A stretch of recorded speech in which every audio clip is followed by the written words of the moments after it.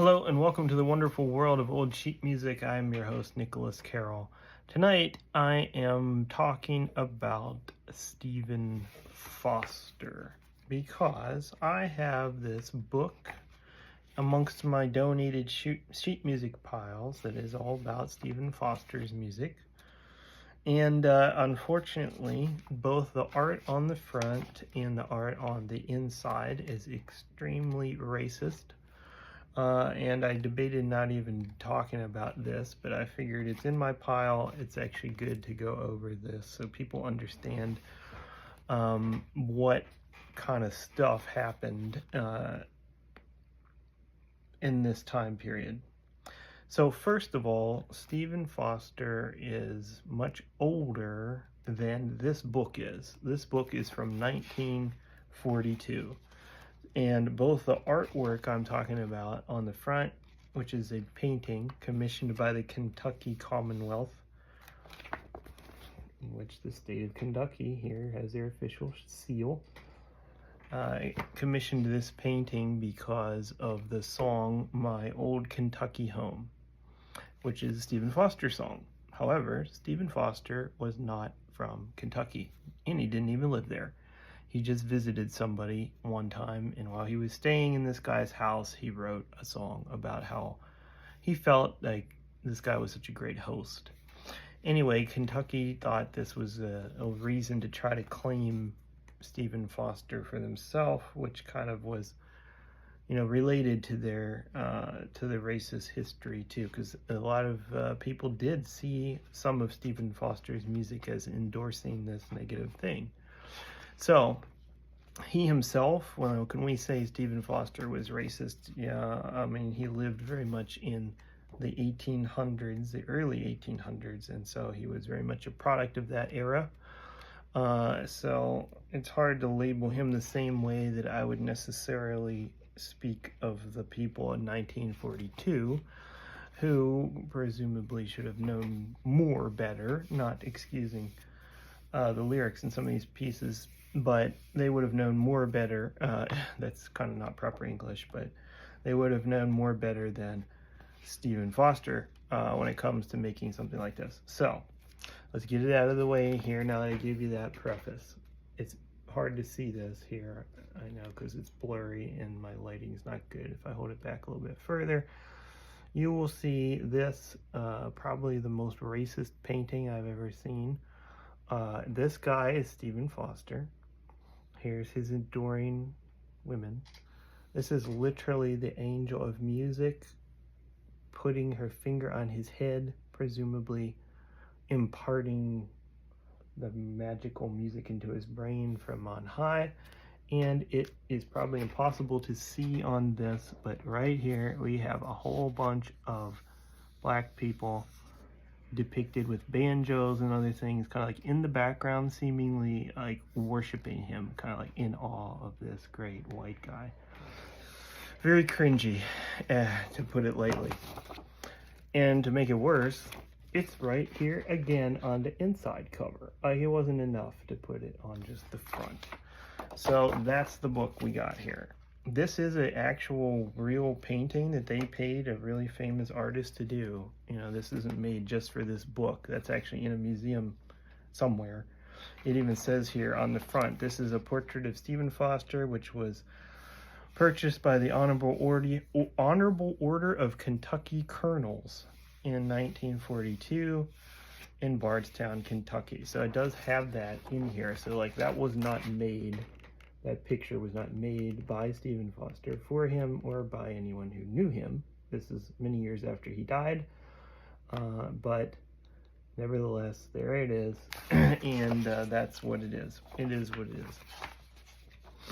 So, on top of that, we got a letter here from the office of the governor of Kentucky talking about how great that picture is and how great that song is, which I will tell you how weird it is to put something like this in a piano book. Quite irrelevant. Clearly this book isn't generally made for some sort of ulterior motive. then we got the lyrics taken out of An Old Kentucky Home, which is bizarre because that song is in here with the sheet music, so why reprint the lyrics a couple of times? Who knows? You know, that's what it is. So before I get to playing any more, showing any more of these pieces, let's talk about Stephen Foster, the real Stephen Foster, who lived in 1826. Did not live very long. He was only 37, and there is a debate about how he died. He was discovered with a cut, quote, cut neck, and fell out the window, basically. So there's all kinds of theories that, you know, he tried to kill himself, fell out the window. Maybe he got drunk, fell out the window, and cut his neck when he fell out the window and it broke. We don't know. Clearly, it was not normal. He was only 37 when he died. This book is really moldy, so I feel like I'm probably going to sneeze if I do. I'm sorry. So that's the story there. He's from Pittsburgh, Pennsylvania. Traveled all around the country, of course, because he was making money as a musician. And he did mostly write songs for other people to perform. He wasn't a huge performer himself. His most famous pieces are, of course, Camptown Races, Oh Susanna, and Beautiful Dreamer, stuff like that. And he did write several pieces that were meant to be performed on basically these kind of steamboats, which often employed black people. If you've ever read Huckleberry Finn, you probably know that, or have heard that, or at least aware of it a little bit. And so he would write music to be played on there, and it was quite profitable at that time. And so it makes sense that he would write some of these pieces, though, of course, to us, they are quite inappropriate in some ways. But honestly, like I said before, it's the artwork in this book that is more inappropriate even than the content of the songs, especially given that this art was made in the 1940s, and Stephen Foster's from the early 1800s. Something like that. It just makes you want to cringe when you see it. It's just, you know, really, come on. So, that is a good example. Let me see, there was another one here. Here is the perfect example of this racist kind of stuff. We got that. This is exactly how they depicted them at that, I guess, in Kentucky in the 40s.